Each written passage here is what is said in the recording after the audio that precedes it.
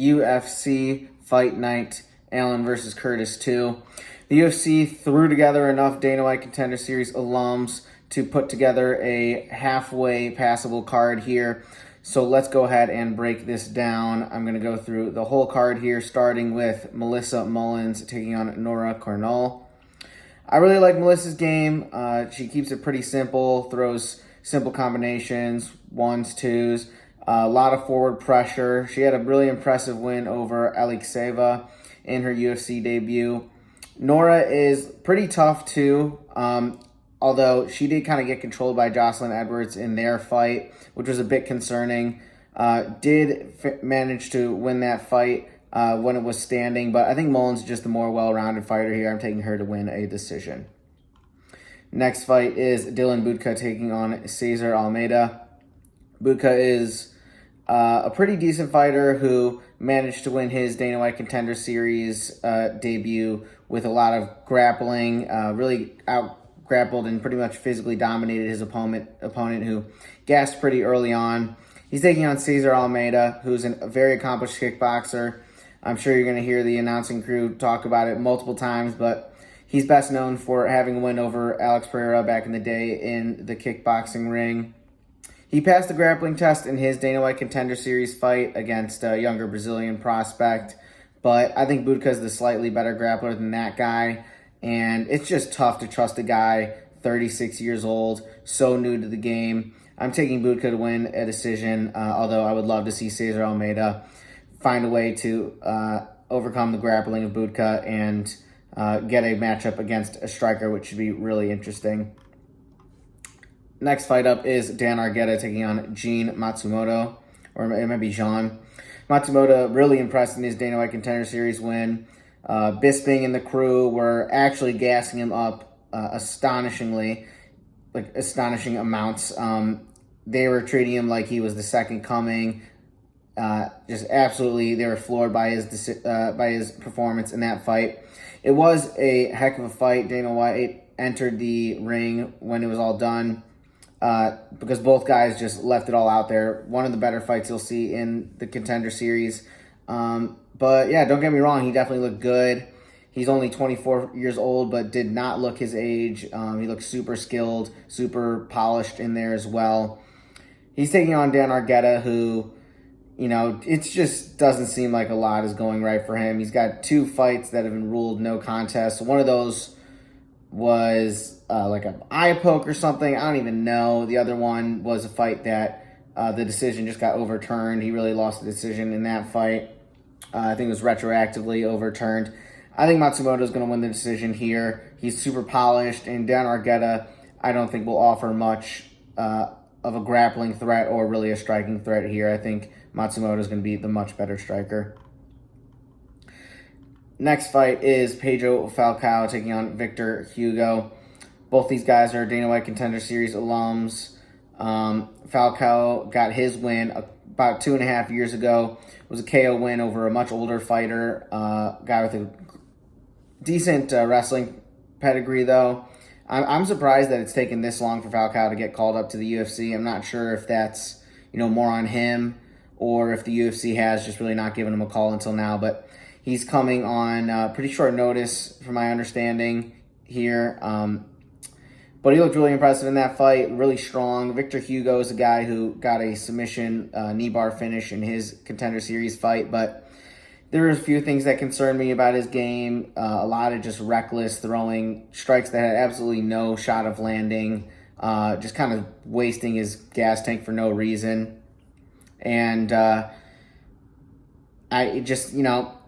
the submission was impressive, but the gas tank issues really concerned me, and he also didn't look too comfortable standing. I think Falcao is going to tire Hugo out, get on top, and get a ground and pound finish similar to his finish in the Contender Series. Next fight up, it is Norma Dumont taking on Germaine de Randamie. Of course, Germaine de Randamie is back after a 3.5-year layoff. She was 4-1 in her last 5 fights before the layoff. Only woman to ever beat her in the octagon is Amanda Nunes. So, she's one of the OGs, and we've seen the OGs have a lot of success as of late. Guys like or fighters like Poirier, Gaethje, the old guard is, definitely proving that age is just a number. Of course, this is a bit different. She has the really long layoff, and it's tough to trust her. It's probably a fight I'm going to mostly stay away from regardless, but if I have to pick a winner, I'm going with the fighter who's only lost to Amanda Nunes. Norma Dumont's definitely tough, and she's beaten some good opponents. But I think Germaine Randamie is just more well-rounded. And, if she hadn't taken the layoff, we wouldn't even be discussing this. I think Germaine Randamie would be everybody's favorite to win this fight. But we'll see. She seems like she's pretty locked in. So she's got my pick to win this one by decision. Next fight is Court McGee taking on Alex Morono. Morono has had a lot more success than Court McGee. Court McGee is 2-3 in his last 5. Morono is 3-2, but before then he had a few more wins as well. He's the younger guy here. I think he's going to have a much better gas tank. He's going to be moving forward, scoring points on the feet. I think he wins a decision pretty comfortably here. Court McGee, I just don't see him posing too much of a threat. I don't think he's got that much power as opposed to what he used to have. He's really up there in age, so Morono by decision is going to be the pick. Next fight is Trevor Peek versus Charlie Campbell. This is a really intriguing fight. Peek is absolutely absurd.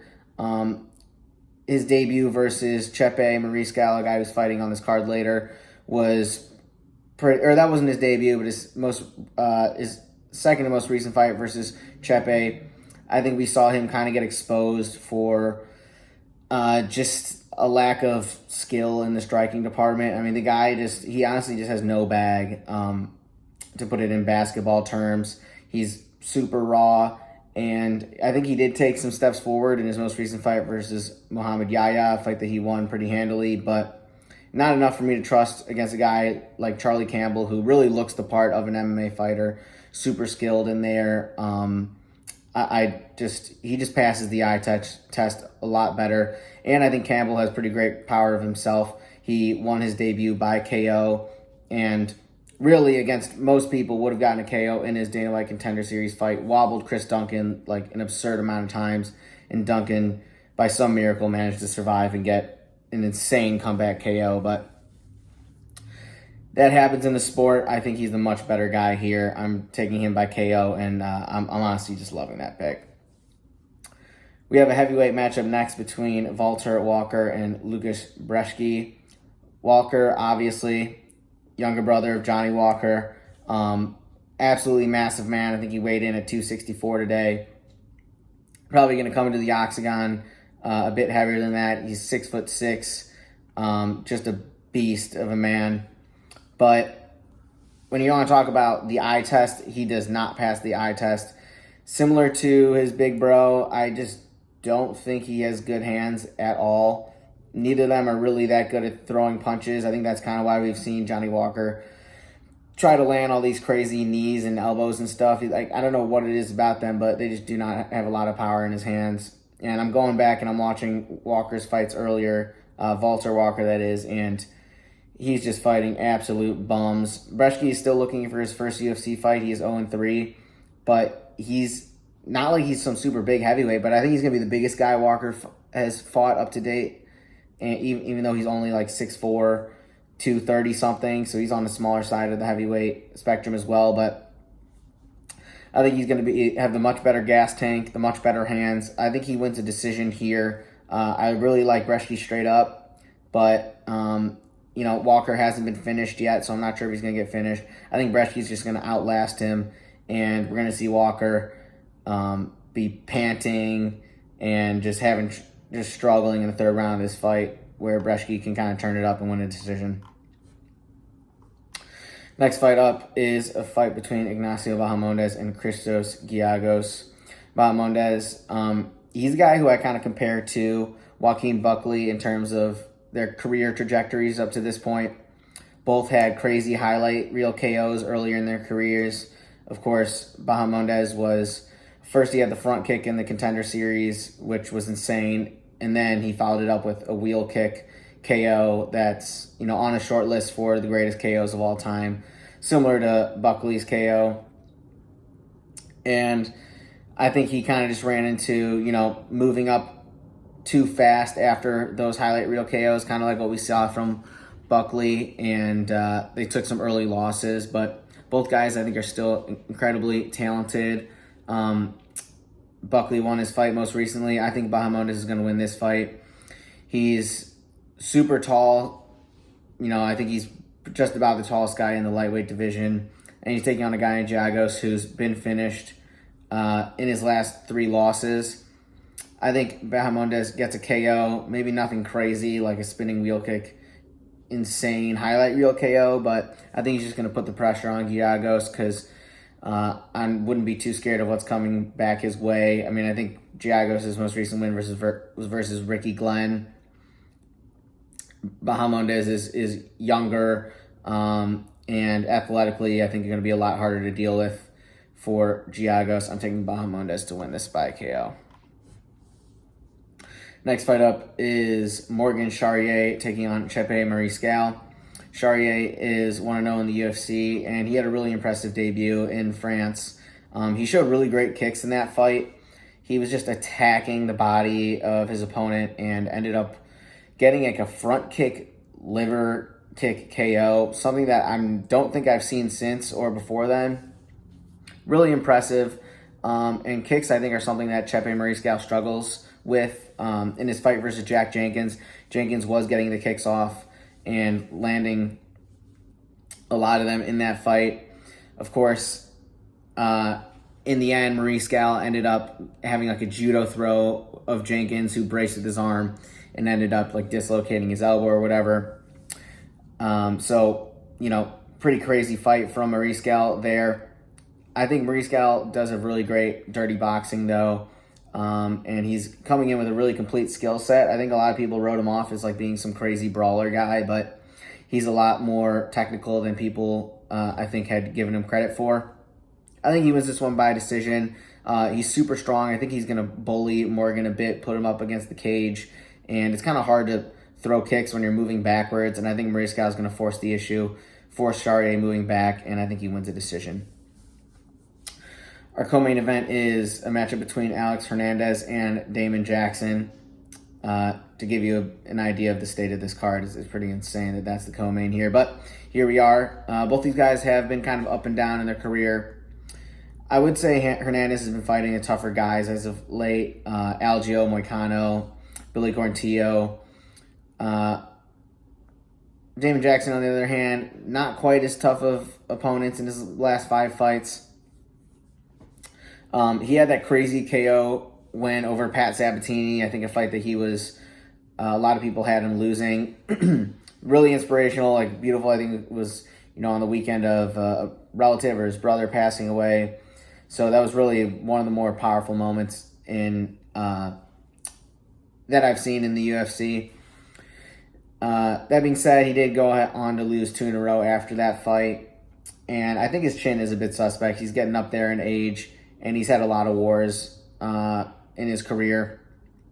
Hernandez is a younger guy, definitely powerful in his own right. And he missed weight, but the fight's still on, so I anticipate that helping the gas tank a little bit, not having to cut those extra couple pounds.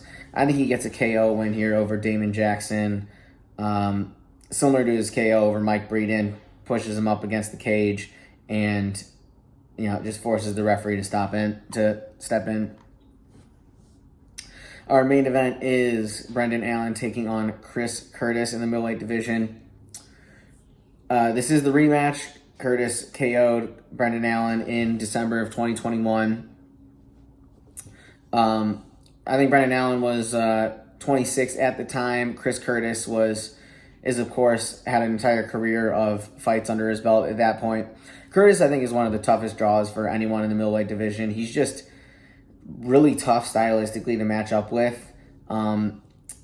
Shorter guy, a guy who had spent most of his career fighting at 170 because he's shorter, but I think people kind of struggle with his boxing approach. He's super good defensively. Like, you don't see guys land flush very often on Chris because he just keeps everything really tight.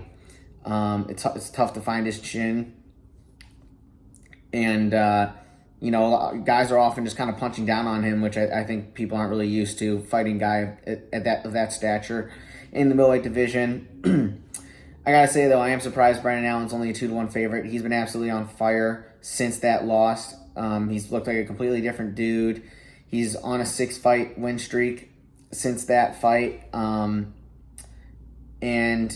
I think he's the more talented guy at this point in both of their careers. Chris Curtis has had his ups and downs in the UFC. Definitely more success than failure, but as of late, it's been pretty 50-50. He's 2-1 in his last 5. He is coming off of a pretty convincing win. I think it was a split decision, but I thought he really dominated Marc-Andre Barriault in that fight. That being said, Brendan Allen, I think the size is going to help him here. I think he's going to be able to mix in the grappling in a way that Chris Curtis hasn't really dealt with too much as of late. I think he pressures him on the feet, takes him down, and finds a submission in the 3rd round here. So I'm taking Allen by 3rd round submission to sort of avenge that loss from Chris Curtis. But definitely interested to see how this one plays out, see what adjustments Brendan Allen has made since their first matchup. With that being said, that is the breakdown. We got a huge week coming up with UFC 300 right around the corner. Have a great weekend. Enjoy the card. This has been the Phone Home MMA Breakdown. Peace.